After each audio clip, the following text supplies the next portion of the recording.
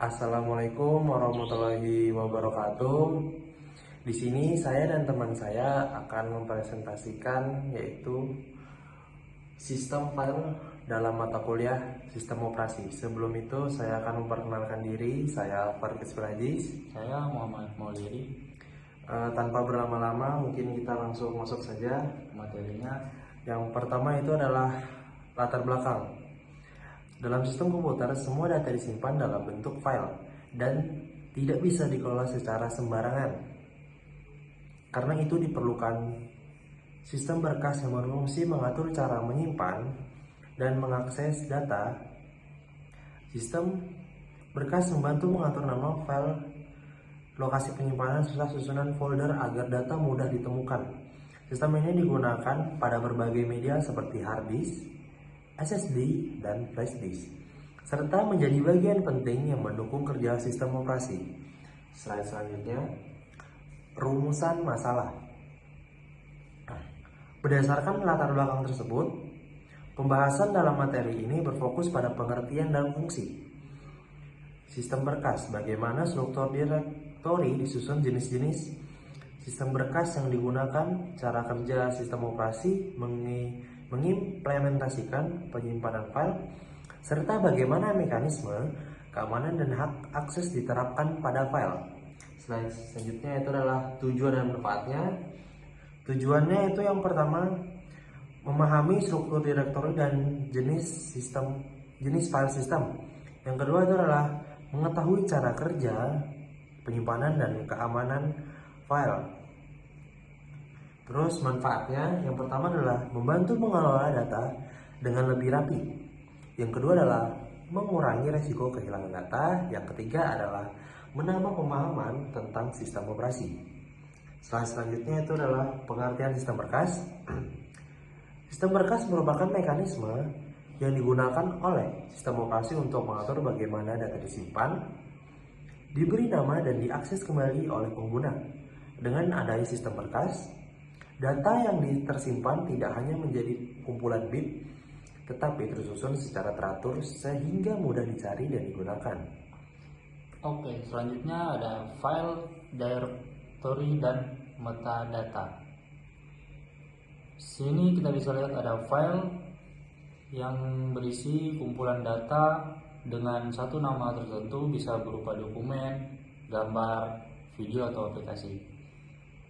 Lalu ada directory yang ini adalah tempat untuk mengelompokkan file disusun dalam bentuk hierarki dari folder.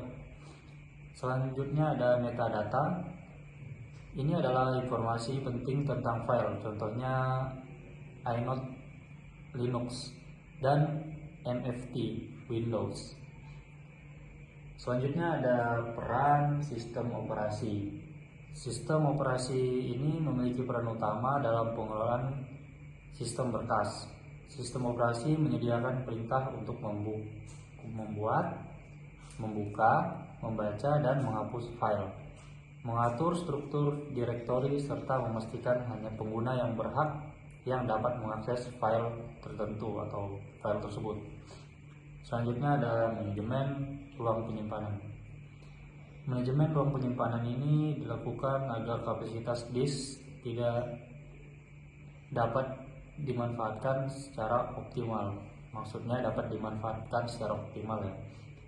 Sistem berkas mengatur bagaimana file disimpan dalam blok-blok penyimpanan, memilih lokasi yang tepat, serta mengurangi terjadinya pemborosan ruang dan fragmentasi data. Lalu di sini ada jenis-jenis sistem berkasnya.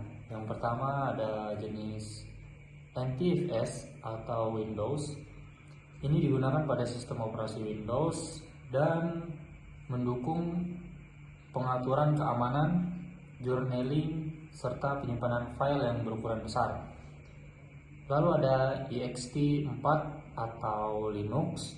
ext4 ini adalah sistem berkas pada Linux yang dikenal stabil, cepat, dan efisien dalam mengelola ruang penyimpanan. Selanjutnya ada epifs Apple.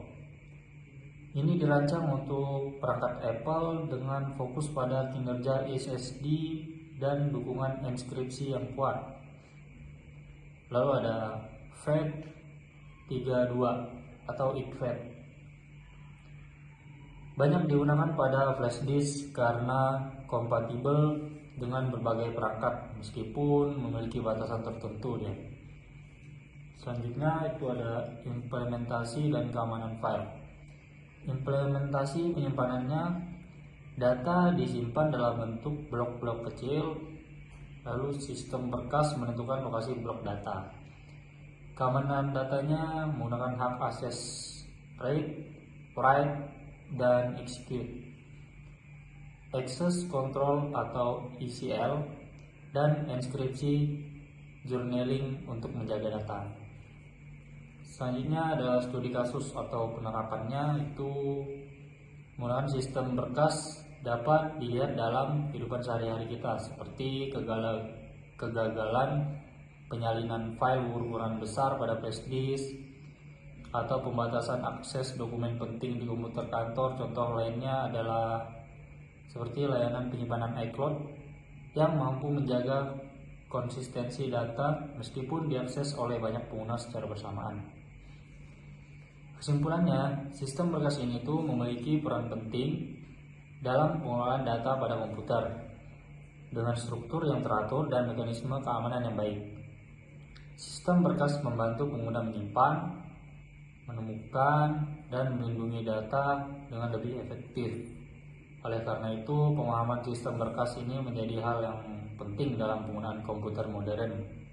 Apalagi sekarang banyak cyber attack ya. Oke, mungkin segitu aja presentasi atau penyampaian materi dari kami. Mohon maaf bila ada salah kata atau kelakuan kami yang kurang berkenan. Dan apabila teman-teman ada yang Mungkin kurang ingin paham, disampaikan bisa langsung saya berkomentar di bawah. Terima Terima kasih. kasih. Wassalamualaikum warahmatullahi wabarakatuh.